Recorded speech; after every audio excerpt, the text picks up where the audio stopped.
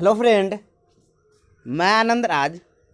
आप सबके भी देखिए, आज हम देखिए सीटेट का सीडीपी सेक्शन का देखिए हम प्रीवियस ईयर क्वेश्चन 2012 का देखिए नवंबर में सेकेंड पेपर का मतलब सेकेंड पेपर यानी कहने का मतलब 6 to 8 का जो एग्ज़ाम हुआ था देखिए सीटेट का, उसका हम सीडीपी सेक्शन का हम क्वेश्चन लेके आए। देखिए क्वेश्चन जो है कि देखिए थोड़ा टफ क्वेश्चन है, तो इसीलिए इसका वीडियो पूरा देख लीजिएगा तो आपका कॉन्सेप्ट क्लियर हो जाएगा। देखिए टफ क्वेश्चन और आपको, क्योंकि देखिए इजी क्वेश्चन दोनों को आपको लेके चलना होगा, क्योंकि देखिए बात यहाँ ये है कि सीटेट इस बार बहुत सारा शिफ्ट में एग्ज़ाम लेने वाली है, समझे। इसीलिए किसी कोई मतलब किन्हीं को मतलब क्या बोलते हैं कि सीडीपी का क्वेश्चन टफ हो सकता है, किसी का सीडीपी का इजी होगा तो किसी का ईवीएस का इजी होगा, तो किसी का मतलब मिक्स क्वेश्चन आ सकता है।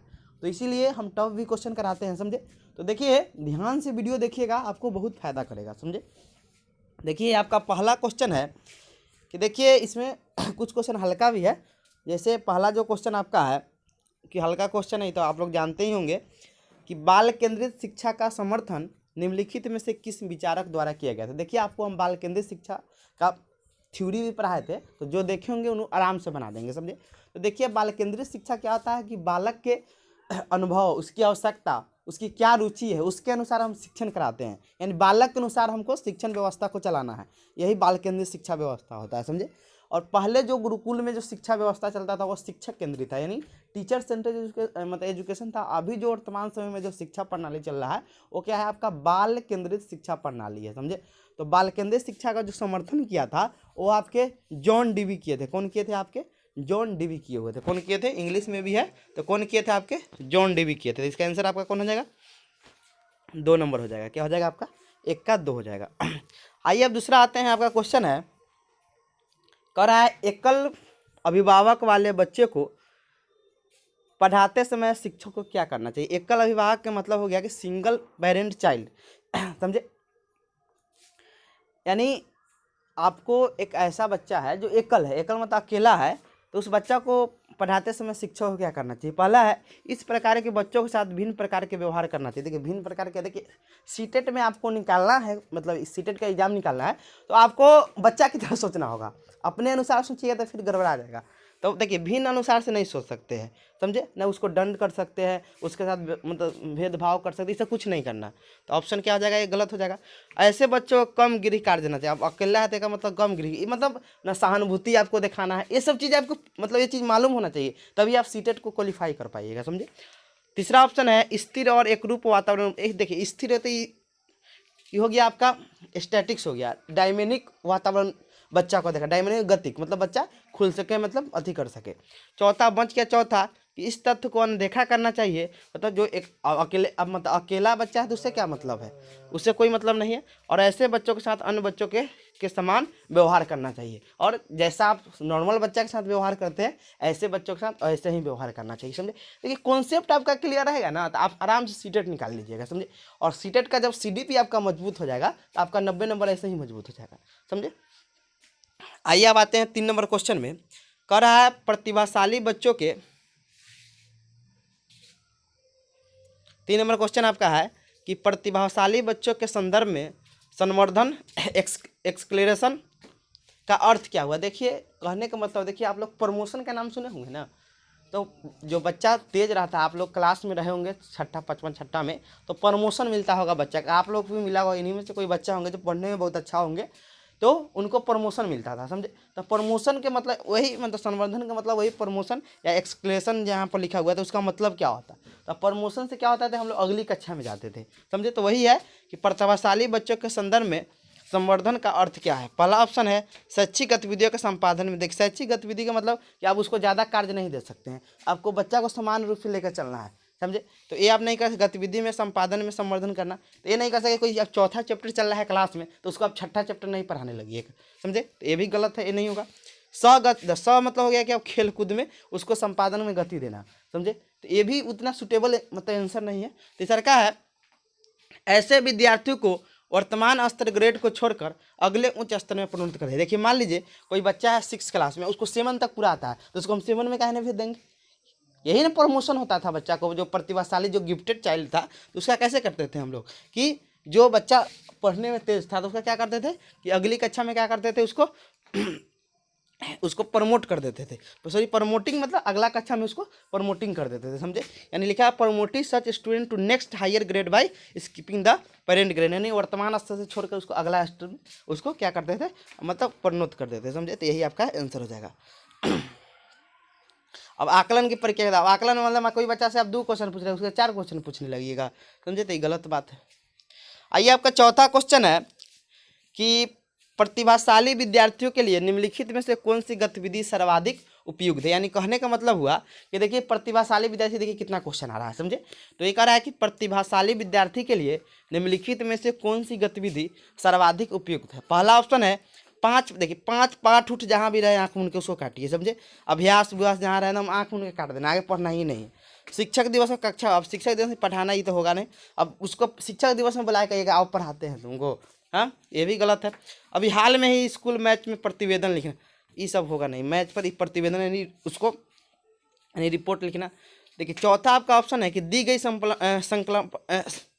संकल्पनाओं के आधार पर मौलिक नाटक लिखना। यानी देखिए मौलिक मतलब अंदर से लिखेगा, उसको बोलेंगे आप तुम एक नाटक अपने हाथी से लिखो, समझे। मतलब दी गई संकल्पनाओं के आधार पर, यानी right an original play on given concept, मतलब अपना कॉन्सेप्ट, ये आपका सबसे अच्छा ऑप्शन हो जाएगा, समझे। कि दी गई संकल्पनाओं के आधार पर मौलिक नाटक लिखना, समझे। 5वां आपका है कि शारीरिक गतिक बुद्धि वाले बच्चे। देखिए आप हार्वर्ड गार्डनर अभी पढ़ाए नहीं, हम पढ़ाएंगे कि हार्वर्ड गार्डनर जो थे ना बहुबुद्धि के सिद्धांत ये थे, उसमें बुद्धि बताए थे कि विभिन्न विभिन्न प्रकार के होता है। शारीरिक बुद्धि होता है उसके बाद आपका शारीरिक गतिक बुद्धि, फिर आपका गणितीय बुद्धि होता है, फिर आपका स्थानिक होता है, प्रकृति बुद्धि, मतलब विभिन्न विभिन्न प्रकार के बुद्धि बताए थे, समझे। वो 10 प्रकार के बुद्धि बताए हुए थे, समझे। तो उसी में बताए थे, वही में क्वेश्चन आपका है कि शारीरिक गतिक, इंग्लिश भी देख लेते हैं, कि शारीरिक गति बुद्धि वाले बच्चे की अंतिम अवस्था निम्नलिखित में कौन सा, मतलब जिसमें शारीरिक बुद्धि होगा तो बच्चा आगे चल के क्या बनेगा। क्वेश्चन कहने का मतलब यही है कि which one of the following could be an in the stage of a child processing bodily kinaesthetic intelligence. यानी कहने का मतलब कि शारीरिक गति बुद्धि रखने वाले बच्चों की अंतिम अवस्था निम्नलिखित में कौन सी हो सकती है। देखिए अब शारीरिक बुद्धि है तो एक्टिव, उसका हाथ बहुत अच्छा चलेगा, एक खिलाड़ी बन सकता है, या सर्जन कोई जो ऑपरेशन करता है वो सब बन सकता है, समझे। तो पहला ऑप्शन है आपका वाचक। वाचक मतलब होता है कि बोलने वाला, तो बोलेगा, बोलने से उसका क्या मतलब है, राजनेता नहीं बनेगा। शल्य चिकित्सक मतलब ऑपरेशन शल्य चिकित्सक, यानी सर्जन जो ऑपरेशन करता है उसको शल्य चिकित्सक बोला जाता है, सर्जन बोला तो यही बने, कभी भी नहीं होगा, समझे। तो आपका 5 से क्या हो जाएगा, सी नंबर हो जाएगा। छठा क्वेश्चन देखिए, प्रतिभाशाली विद्यार्थी से कितना क्वेश्चन आ रहा है, समझ रहे हैं, इसलिए प्रतिभाशाली विद्यार्थी गिफ्टेड चाइल्ड बहुत अच्छा से पढ़ के जाइएगा, समझे। फिर आपका छठा क्वेश्चन है कि प्रतिभाशाली बच्चे सामान्यतः शारीरिक रूप से कमजोर होते हैं, शारीरिक रूप से कमजोर होता है, अंतक्रिया नहीं अच्छा करता है, कहूँ बतिया लेगा बच्चा सभी, समझे। तो क्या हो जाएगा, गलत हो जाएगा। सामान्य से शिक्षक पसंद नहीं करता, वो तो पसंद करता है। ये पसंद तो सब टीचर तो सब स्टूडेंट को पसंद करते हैं, वो गोबर हो चाहे वो पढ़ने में तेज हो, उससे क्या मतलब, सबको टीचर पसंद करते हैं। फिर है तीसरा का बिना किसी सहायता से अपने सामर्थ्य। देखिए यहाँ देखिए आपका सी नंबर डी नंबर में आपको हम समझाते हैं कौन सा ही होगा, समझे। देखिए डी नंबर कह रहा है कि मानव के लिए महत्वपूर्ण किसी भी, देखिए कह रहा है किसी भी क्षेत्र में, देखिए अच्छा, देखिए जरूरी नहीं है कि अब प्रतिभाशाली विद्यार्थी क्रिकेटो अच्छा खेलेगा, फुटबॉलो अच्छा खेलेगा। यहाँ पर आता है कि मतलब कि ये कोई भी क्षेत्र में लिखा दिया है इसलिए गलती हो गया, समझे। यहाँ पर लिखता कि पढ़ाई में कोई एक विशेष लिखता है तो उस पर हम जा सकते थे, लेकिन यहाँ लिख रहा है किसी भी क्षेत्र में। अब क्रिकेट में तो जथी में फुटबॉल में उसको फुटबॉल मान लीजिए अच्छा लगता है तो क्रिकेटों में अच्छा करेगा। मान लीजिए कोई अब टीचर है तो मैथ में अच्छा है तो जरूरी है कि वो बायोलॉजी में अच्छा होगा। यानी कहने का मतलब यहाँ पर दे दिया मानव के लिए महत्वपूर्ण किसी भी क्षेत्र, यही किसी इसको क्या कर रहा है कि ऑप्शन को गलत कर रहा है, समझे। और तीसरा ऑप्शन देखिएगा, देखिए कह रहा है बिना किसी की सहायता से अपने, देखिए सामर्थ्य उसके अंदर जितना शक्ति होगा वो पूरा अपना लगा देगा, समझे। तो वही कह रहा है बिना किसी सहायता के अपने सामर्थ्य का पूर्ण विकास करते हैं, समझे। तो ये भी आपका हो जाएगा, समझे। तो आपका 6 के क्या आ जाएगा, 3 हो जाएगा। ऐसा ही ऑप्शन आपको छांटना है, समझे। जब ऑप्शन में आप फंसिएगा 2 गो में, 2 तो छांट लीजिएगा, 2 में फंसिएगा तो दोनों में कंपेयर कीजिएगा कौन बेटर हो सकता है, तब आपको मतलब अच्छा, मतलब तब आंसर आपका मतलब सही आंसर मिलेगा, समझे। 10वां क्वेश्चन है, 7वां है कि मिश्रित आयु वर्ग वाले विद्यार्थियों की कक्षा से व्यवहार रखने वाले शिक्षक के लिए डैश का ज्ञान सर्वाधिक महत्वपूर्ण। यानी कह रहा है कि मिश्रित वायु वर्ग वाले विद्यार्थियों की कक्षा से व्यवहार रखने वाले शिक्षक के लिए डैश का ज्ञान सर्वाधिक महत्वपूर्ण है। यानी कह रहा है कि एक क्लास है, उसमें भिन्न भिन्न प्रकार के बच्चे हैं, भिन्न भिन्न एज का बच्चे है। एज मतलब वायु, किसी का 8 साल है, किसी का 10 साल है, किसी 12 साल है। तो शिक्षक की क्या चीज़ का जानकारी होना चाहिए, समझे, ज्ञान सबसे जरूरी। देखिए आप लोग जानते होंगे कि शिक्षक को नहीं मालूम रहेगा कि किशोरावस्था के क्या गुण होता है, बाल्यावस्था का क्या गुण होता है, शैशवावस्था का क्या गुण होता है, तो वो टीचर अच्छा नहीं पढ़ा पाएगा, क्योंकि मालूम होना चाहिए किसमें कौन सा गुण होता है, कौन विशेषता होता है। तो इसका आंसर क्या हो जाएगा कि विकासात्मक अवस्था उसको क्या होना है, ज्ञान सबसे जरूरी ज़्यादा। कि उसको मान लीजिए अब विकासात्मक जैसे बाल्यावस्था का मालूम नहीं है, किशोरावस्था नहीं, उसको लिए सबसे जरूरी चीज़ है कि उसका स्टेज मालूम होना चाहिए कि बच्चा है कौन स्टेज में कौन लक्षण करेगा, समझे। तो ये चीज़ होना चाहिए। सांस्कृतिक पृष्ठभूमि जान के वो क्या करेगा बच्चा का, समझे। उसका अभिभावक का व्यवसाय जान के कहेगा तुम बिजनेस मैन के बेटा है तो तुमको अच्छा से पढ़ाएंगे, या तुम किसान के तो तुमको नहीं पढ़ाएंगे, समझे। तो ये नहीं होगा। और सामाजिक और आर्थिक कला, गरीब धनिक से क्या मतलब, समझे। तो आपका क्या हो जाएगा बी नंबर, इसका 7 का क्या हो जाएगा बी नंबर। 8 नंबर आपका है कि शिक्षा का अधिकार अधिनियम 2009 के क्रियान्वयन के बाद कक्षा का क्या हो गया। देखिए एक चीज़ आपको मालूम होगा कि अभी एक चीज़ आप देखिए, क्लास में जाइएगा तो मान लीजिए आप देखिएगा 5वां क्लास में है तो उसका एज अब निर्धारित कर गया कि 5वां क्लास में इतना से इतना के बीच में बच्चा है, मानी सेम एज का, मतलब सेम समझाती एज का आपको मिल जाएगा, समझे। तो वही क्वेश्चन कह रहा है कि शिक्षा का अधिकार अधिनियम 2009 के क्रियान्वयन के बाद कक्षा का आयु के अनुसार अधिक समझाती होगी। यानी आयु का आधार मतलब बहुत ज़्यादा क्या हो गया कि समझाती होगी, समझाती में समान हो गया, समझे। इसका आंसर यही होगा। अब विस्मतीय का मतलब क्या रहता है, 20 मतलब कोई 15 साल का, कोई अब आठवीं में चल जाएगा, आपका 30 साल में चल जाएगा, तो ये नहीं होगा। आप प्रभावित कैसे हो गया, इतना अच्छा कक्षा हो गया, समझे। और जेंडर के साथ अधिक समझाती है, कैसे हो गया, ये भी आपका नहीं होगा। तो आपका क्या हो जाएगा, ए नंबर हो जाएगा। 9 नंबर क्वेश्चन है, संकल्पनाओं की व्यवस्थित प्रस्तुति विकास के निम्नलिखित किन सिद्धांतों के साथ संबंधित है। देखिए संकल्पना का अंदर करा है कॉन्सेप्ट, यानी कॉन्सेप्ट का मतलब व्यवस्थित प्रस्तुति विकास के निम्नलिखित किन सिद्धांतों से संबंधित हो सकती है। संकल्पना यानी कॉन्सेप्ट का बोल रहा है, तो कॉन्सेप्ट का कैसे हो सकता है। देखिए ऑप्शन में पढ़ते हैं, विद्यार्थी भिन्न दरों पर विकसित होते हैं। भिन्न दर मतलब कोई तेज, तो ये सही हो सकता है, लेकिन करा कॉन्सेप्ट के आधार पर। तो हम पहले चारों ऑप्शन पढ़ते हैं, पहले हम 2 ऑप्शन हटते हैं। विकास के परिणाम से वृद्धि होता है। देखिए विकास और वृद्धि दोनों साथ में होता है, समझे, उसके परिणाम स्वरूप नहीं होता है। फिर विकास विषमजातीय स्वतः, ये भी नहीं होगा। आपका 2 ऑप्शन लगा, विकास सापेक्ष रूप से क्या होता है, कर्मिक होता है। यानी करा कॉन्सेप्ट के व्यवस्थित के लिए, निकरा संकल्पनाओं की व्यवस्थित प्रस्तुति विकास के, तो यही आपका क्या हो जाएगा, विकास के लिए क्या होता है, संकल्पनाओं के विकास के लिए मतलब व्यवस्थित प्रस्तुति के लिए आपका विकास सापेक्ष रूप से क्या होता है, कर्मिक। यानी कर्मिक मतलब क्या होता है कि एक क्रम में चलता है और एक लगातार चलता है, समझे। तो यही आपका हो जाएगा। अब विद्यार्थी विभिन्न दर पर कैसे विकसित होगा, सबका एक दर होता है बढ़ने का, तो ये क्या हो जाएगा, एक मतलब अलग अलग लेकिन थोड़ा अति होता है। 10 नंबर क्वेश्चन आपका है कि सीखने के सिद्धांत के संदर्भ में स्कैफोल्डिंग। देखिए आपको हम वाइगोस्की में बता दिए, स्कैफोल्डिंग मतलब एक अस्थायी सपोर्ट होता है, मतलब बच्चा को दिया जाता है सीखने के उच्च स्तर पर जाने के लिए, समझे। तो देख लीजिए कौन होगा अस्थायी। देखिए सीखने में व्यक्ति द्वारा अस्थायी सपोर्ट, यानी temporary support in learning by adult, समझे। तो यानी तो उसका क्या हो जाएगा, सी नंबर हो जाएगा। 11 नंबर क्वेश्चन है कि मैडम चाय खाती है, वाक्य है। देखिए मैडम चाय खाती है, नहीं देखिए वाक्य तो सही है, ये सब्जेक्ट प्लस वर्ब होता है ना ऑब्जेक्ट, वैसे ही ये सब्जेक्ट भी मतलब एक अथी में है, लेकिन ये मतलब क्या अर्थ विन्यास इसका गलत है।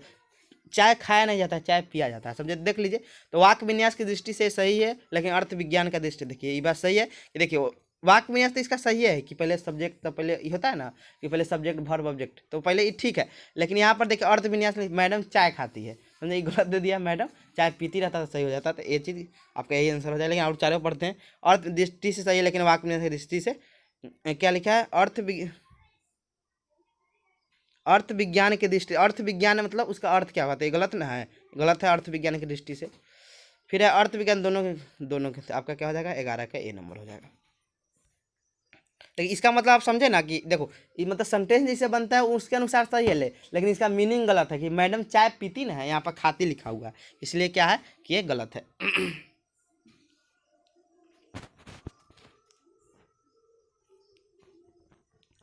आइए अब देखते हैं 12 नंबर, बुद्धि लब्धांक के आधार पर विभिन्न समूहों में विद्यार्थियों का वर्गीकरण उसकी स्व। देखिए अब मान लीजिए अब आप कह दीजिए क्लास में जाइएगा, बोलिएगा 118 वाला बुद्धि वाला उधर जाओ, 118 मतलब उसको बांट दीजिएगा बच्चा में क्या गरिमा पे आ जाएगा, हम कमजोर है तो ये क्या होगा कि उसकी वर्गीकरण उसकी 100 गरिमा को क्या करती है कि घटाती है और इनके शैक्षिक निष्पादन को भी घटाता है। मतलब उसमें अति आ जाएगा तो बच्चा इमोशन रूप से कमजोर हो जाएगा तो सीख पाएगा। तो देख लीजिए आंसर क्या हो जाएगा आपका, इसकी क्या कहते हैं घटाता यानी बुद्धि लब्धांक के आधार पर विभिन्न समूहों में विद्यार्थियों का वर्गीकरण उसकी 100 गरिमा को क्या कहती है घटाता है और उनके शैक्षिक निष्पादन को भी घटाता है, यानी 12 के क्या हो जाएगा आपका सी नंबर हो जाएगा। समझे। 13 नंबर देखिए पढ़ाएंगे आपका, लेकिन याद रखिएगा रेवन का प्रोग्रेसिव मैट्रिसेस परीक्षण संस्कृति मुक्त बुद्धि परीक्षण है। समझे, ये चीज़ हम आपको बुद्धि परीक्षण में ये चीज़ हम बताएंगे, यानी 13 का क्या हो जाएगा बी नंबर हो जाएगा। आइए 14 नंबर में आते हैं कि एक महिला ने भोजन प्राप्त करने के लिए अपने बच्चों को बेच दिया। इस खबर को डैश के आधार पर अच्छी तरह से समझा। देखिए आप लोग फर्स्ट ईयर में पढ़े होंगे मोस्ले का पदानुक्रमिक आवश्यकता का सिद्धांत, समझे, या मांग का सिद्धांत इसी को हम लोग बोलते हैं। समझे, तो ये चीज़ बताया गया है कि बच्चा मतलब 5 उसमें 5 को आवश्यकता बताया गया मनुष्य का, भोजन कपड़ा मकान सॉरी भोजन उसमें ये सब समाज फिर ये सब चीज़ बताया गया है, फिर 5 को बताया गया लास्ट में होता है। तो उसमें क्या है कर रहा है कि एक महिला ने भोजन प्राप्त करने उसका आवश्यकता है, तो इस चीज़ को सिद्धांत को आप कब समझ सकते हैं कि जब आपको ये चीज़ का ज्ञान रहेगा। कौन सिद्धांत का, पदानुक्रमिक आवश्यकता का सिद्धांत रहेगा। यानी देखिए आप फर्स्ट ईयर में पढ़ेंगे कि मांग का सिद्धांत या आवश्यकता का सिद्धांत, इसी को बोलते हैं कि ऐसे आप पढ़ेंगे। पहले आपका रहता होगा कि 3 अथवा 5 में रहता होगा, और यहाँ पढ़े होंगे कि सबसे पहले आदमी को क्या चाहिए, शरीर के मतलब अथी चाहिए, सुरक्षा चाहिए, सब मतलब पढ़ना है। पहले सुरक्षा नहीं होता है, बाद में होता है। समझे, तो इसके याद रखिए, ये चीज़ हम पढ़ा देंगे आपको, पदानुक्रम का सिद्धांत या इसी को आवश्यकता का सिद्धांत करते हैं। आपका 14 क्या हो जाएगा बी नंबर हो जाएगा। 15 नंबर आपका है कि सतत एवं व्यापक मूल्यांकन योजना में व्यापक शब्द डैश के अलावा निम्नलिखित द्वारा समर्थित किया जाता है। देखिए कह रहा है कि डैश के अलावा मतलब इसमें उससे रिलेटेड कोई नहीं है, डैश के अलावा निम्नलिखित के द्वारा समर्थित किया है। देखिए बहुबुद्धि सिद्धांत द्वारा ही मतलब ये होता है। समझे, बहुबुद्धि सिद्धांत द्वारा भी सतत और व्यापक मतलब विभिन्न दिशाओं में सूचना प्रकरण जो इन्फॉर्मेशन प्रोसेसिंग थ्योरी है उससे भी द्वारा होता है। देखिए आपका इसके द्वारा भी होता है जेल ट्रस्ट का प्राथमिक मानसिकता का सिद्धांत, लेकिन आपका जेपी गिलफोर्ड का जो बुद्धि संरचना सिद्धांत है इसके द्वारा ये नहीं होता है, यानी आपका 15 क्या हो जाएगा बी हो जाएगा। ये सब पढ़ाएंगे, बुद्धि में ये सब पढ़ना है। फिर आपका 16 नंबर क्वेश्चन है सीखने डैश आकलन और अनुदेशन के बीच। अनुदेशन मतलब होता है मतलब सीखने मतलब एक बोल सकते हैं। समझे, तो उसमें मैं डैश दृढ़ीकरण द्वारा सीखने को प्रभावित करता है। देखिए जो सीखने के लिए आकलन होता है, जो सीखने के लिए आकलन होता है यानी सीखने के लिए आकलन और अनुदेशन के बीच संबंधों के दृढ़ीकरण द्वारा सीखने को प्रभावित करता है, यानी सीखने को ही प्रभावित करता है। सीखने का आकलन रहेगा मतलब सीखने का आकलन जब रहेगा तो होता है लास्ट में वो किया जाता है। समझे, तो इसका क्या हो जाएगा आपका 16 का ए हो जाएगा। 17 नंबर है कि विज्ञान प्रयोग के में समांतर लड़के उपकरणों का नियंत्रण अपने हाथ में लेते हैं और लड़कियों से आंकड़े का रिकॉर्ड। देखिए इस का क्वेश्चन जहाँ मिले ना कि बर्तन धोती है लड़का बाहर काम करता है, तो देख लीजिए रुधिवट भूमिका यानी एस्ट्रोटाइपी वाला ऑप्शन देख लीजिए किन्ने है। समझे, उसके बाद आँख मूंद के काट दीजिए। देखिए इसी नंबर में यही ऑप्शन है। समझे कि पुरुषों और स्त्रियों की रुधिवत भूमिका विद्यालय में होती है। इस का पूरा क्वेश्चन नहीं पढ़ना है।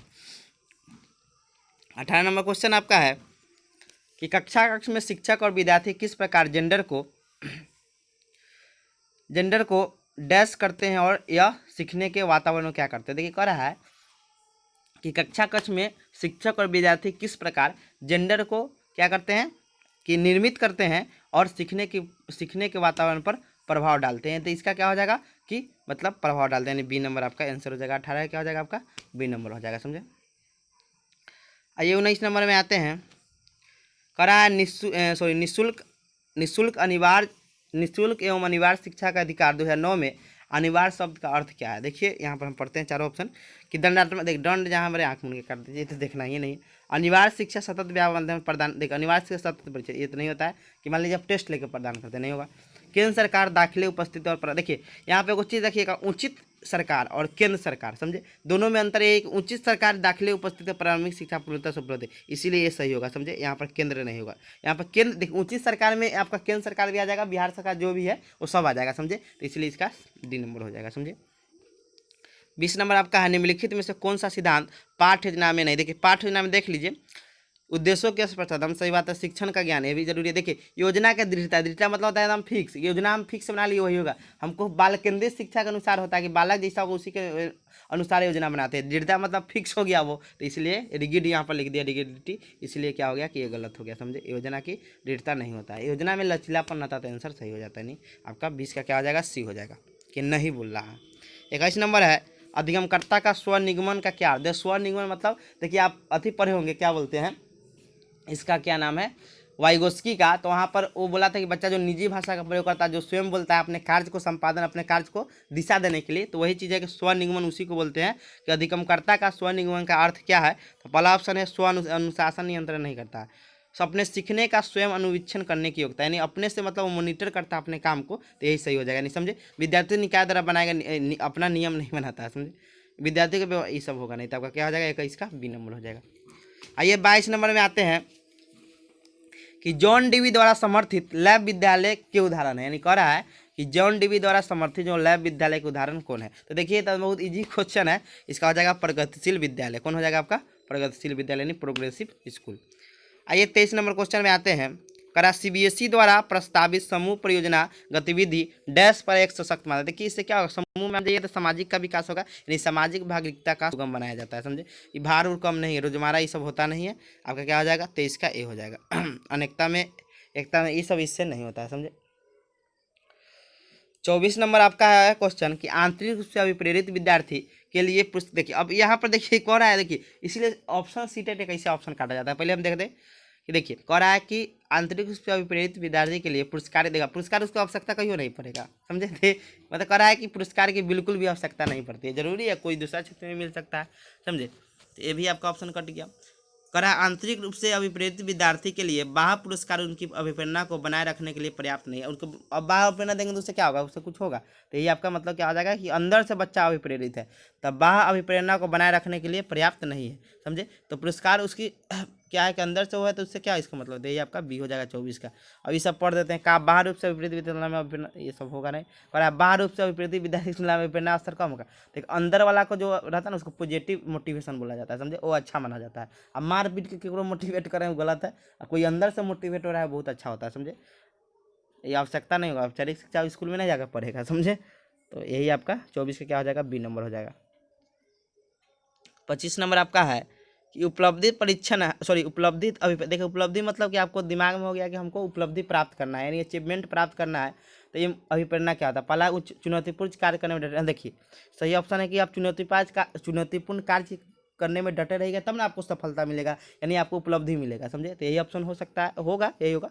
असफलता से बचिए कुछ मिलेगा, ये स्वीकारने की तत्परता, ये सब कुछ होगा नहीं। तो आपका क्या हो जाएगा, 25 का ए नंबर हो जाएगा। 26 नंबर आपका है कि विद्यार्थियों से प्रतिक्रिया प्राप्त करने का आदर्श प्रतीक्षा समय, यानी कह रहा है कि प्रतिक्रिया प्राप्त करने का आदर्श प्रतीक्षा वेटिंग जो होता है ना, वेटिंग जिसे हम लोग बोलते हैं वेटिंग टाइम, उसमें आप सही अनुपात में क्या कीजिएगा। पहला ऑप्शन है पटचर्या में प्रकरण विशेष के लिए आवंटित समय। देखिए ये विशेष का आप कैसे पूछ सकते हैं, सही बच्चा को मतलब अथी है प्रश्न का, ये हो सकता है कि प्रश्न का कठिनाई स्तर कोई होगा तो आप पूछ सकते हैं वेटिंग, मतलब जो आपका डाउट होता है, समझे। पिछले पाठों से प्रश्न का उत्तर देने के लिए विद्यार्थियों द्वारा लिया गया, यही सब तो गलती नहीं। वास्तविक जीवन अब उसके घर में क्या हो रहा है उससे क्या मतलब है, समझे। तो आपका क्या हो जाएगा, बी नंबर, 26 का बी हो जाएगा। 27 नंबर है, मान लीजिए कि आप विद्यालय शिक्षा बोर्ड के अध्यक्ष हैं। आप अपने अधिकार क्षेत्र के अंतर्गत आने वाले विद्यार्थियों की शिक्षा की संपूर्ण गुणवत्ता को सुधारने के लिए क्या योजना बनाएंगे। इस प्रकार का प्रश्न का उदाहरण देखिए। आप एक योजना बनाना है आपका संपूर्ण बिहार, मान लीजिए बिहार के कोई शिक्षा मंत्री होगा, तो मान लीजिए अब आप मान लीजिए बिहार बोर्ड के अध्यक्ष कौन है, आनंद किशोर जी है, समझे। तो मान लीजिए उनको योजना बनाना होगा, तो उनको क्या कौन चिंतन करना है, अपसारी की अभिसारी। अपसारी होता है डाइवर्जिंग होता है, जो विभिन्न दिशाओं में सोचा जाता है, समझे। तो देख लीजिए कौन होगा, अपसारी। अभिसारी तो आंखें मूंद के काट दीजिएगा जहाँ भी रहेगा। तो देखिए हम आंख मूंद के काटते हैं, अभिसारी अभिसारी। अब देखिए अपसारी में देख लीजिए उच्च उच्च ना सोचेगा कि निम्न सोचेगा, तो उच्च ना सोचेगा, तो यहाँ पर निम्न दिया है तो उच्च वाला बी आपका ऑप्शन हो जाएगा 27 का। ऐसा ही आपको छाटना है ऑप्शन, समझे। 27 से क्या हो जाएगा, मतलब हाई ऑर्डर डाइवर्ज, मतलब आपके अंदर होना चाहिए, समझे, डाइवर्जिंग। 28 नंबर क्वेश्चन है कि एक विद्यार्थी कहता है कि उसका दादा आया है, एक शिक्षक के नाते आप उसकी प्रतिक्रिया देनी चाहिए। पहला ऑप्शन है अच्छा उसके दादाजी आए हैं। देखिए एकदम सही बात है। पढ़े चारों ऑप्शन पढ़ेंगे हम, चारों ऑप्शन पढ़ेंगे। दूसरा बच्चों आप सही नहीं गलत बोलिएगा तो बच्चा खिसिया कर माथा उथा फाड़ देगा उसी जगह, समझे। तो ये चीज़ नहीं करना है। तीसरा का ऑप्शन है दादा आए हैं की जगह पर दादाजी आए हैं, वो भी नहीं कहिए ना तो वो गुस्सा हो जाएगा। आप अपनी भाषा पर ये भी नहीं कर सकते। बच्चा है तो उसको क्या पता है क्या है, तो आप उसको बोल सकते हैं अच्छा उसके दादाजी आए हुए हैं, समझे। नहीं बोलता है, कोई गलत बोलता है तो हाँ हाँ मुँहे बोल रहे हैं, तो सब नहीं बोलता है कोनो गाँव में। तो ये 28 क्या हो जाएगा आपका, ए नंबर हो जाएगा। 29 नंबर है लॉरेंस कोहलबर्ग द्वारा प्रस्तावित निम्नलिखित चरणों में से प्राथमिक विद्यालय के बच्चे किन, देखिए प्राथमिक विद्यालय का बच्चा कहाँ रहता है आपका पूर्व परंपरागत स्तर में था, यानी पहला जो आपका अथी है स्तर है आपका लॉरेंस कोहलबर्ग का नैतिक विकास का 3 को स्तर दिया था ना आपका, पूर्व परंपरागत स्तर और आपका उत्तर परंपरागत स्तर, समझे। तो उसमें जो आपका पूर्व परंपरागत स्तर जब रहता है, जब प्राथमिक विद्यालय में बच्चा रहता है, तो उसमें आज्ञा पालन और आपका दंड उन्मुखी ये होता है। दूसरा का होता है व्यक्तिगता और विनिमय, यानी कहता है कि आप कुछ हमको दीजिएगा तब हम आपका काम करेंगे, यानी विनिमय पर आधारित होता है। जैसे लव लेटर आप लोग दिए बचपन में दिया होगा कोई, तो चॉकलेट दीजिएगा तब वो किसी के पास अपना चिट्ठी भेजता था, समझे। तो कहने का मतलब हुआ कि उसको कोई फायदा होगा तभी वो काम करेगा, समझे। और दंड के लिए कोई मतलब आज्ञा का पालन करता है ना, सोचता है कि न प्रणाम, कोई घर में मान लीजिए आपके घर में कोई गेस्ट आया तो बच्चा सोचता है कि नहीं प्रणाम करेंगे गेस्ट को तो हमको कुताई लगेगा, समझे, इसलिए प्रणाम करता था। दंड के लिए मतलब दंड से बचने के लिए क्या करता है बच्चा, आज्ञा पालन करता है। और दूसरा क्या है कि इसमें होता है कि दूसरा दो का अवस्था होता है ना पूर्व प्राथमिक, एक होता है आज्ञा पालन एवं दंड उन्मुखीकरण, और दूसरा होता है व्यक्तिगता और विनिमय, समझे। तो ये आपका हो गया। तो देख लीजिए ए और बी, ये सब तो होता नहीं है अच्छे, ये सब होगा नहीं। तो आपका देख लीजिए 1 और 2 किसमें 29 का क्या हो जाएगा आपका, 29 का ऑप्शन हो जाएगा आपका 1 और 2 किसमें आपका, यहाँ सी नंबर ऑप्शन में हो जाएगा। आइए अब आते हैं आपके 29 का क्या हो जाएगा आपका, सी नंबर ऑप्शन हो जाएगा 2 और 1।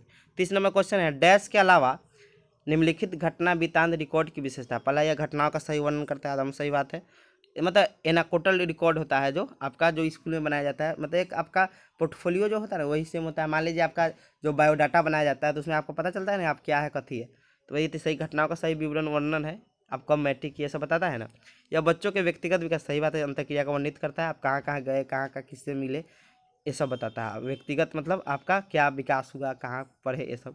तीसरा का है कि यह पर्याप्त विस्तार के पूर्ण, देखिए सही बात है, यह पर्याप्त विस्तार से पूर्ण तथ्यात्मक मतलब तथ्य रहता है कि आपका 98 में जन्म होता है, 98 में लिखा रहेगा, समझे। और डी नंबर है कि यह व्यवहार का व्यक्तिनिष्ठ साक्ष्य है और इसीलिए यह शैक्षणिक क्षेत्र के लिए फीडबैक उपलब्ध, देखिए यहाँ पर रहता तो सही हो जाता लेकिन नहीं लिखा इसलिए गलत हो जाएगा, समझे। तो आपका 30 क्वेश्चन था। ऐसे ही आपका हम देखिए EVS की करवाएंगे, हम एक नोट तैयार कर रहे हैं EVS का, और मैथ का भी वो जल्दी हो जाएगा तो आप लोग हम अपलोड कर लेंगे, समझे। Thank you.